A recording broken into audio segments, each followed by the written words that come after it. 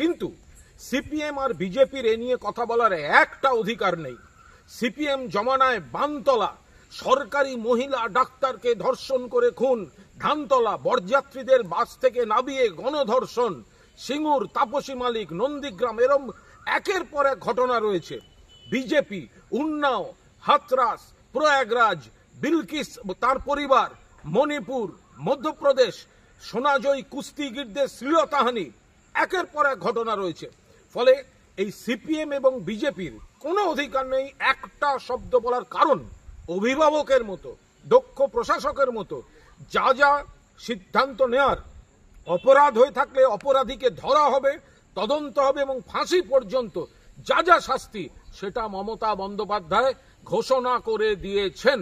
ফলে সর্বভারতীয় তৃণমূল কংগ্রেসও বলছে চূড়ান্ত খারাপ ঘটনা, সমাজে ব্যতিক্রমী বিচ্ছিন্ন ঘটনা ঘটেছে, নিন্দা, পুলিশ তদন্ত, গ্রেফতার, আরো তদন্ত চলছে এবং সর্বোচ্চ শাস্তির পক্ষে মমতা বন্দ্যোপাধ্যায় তিনিও মতামত জানিয়েছেন।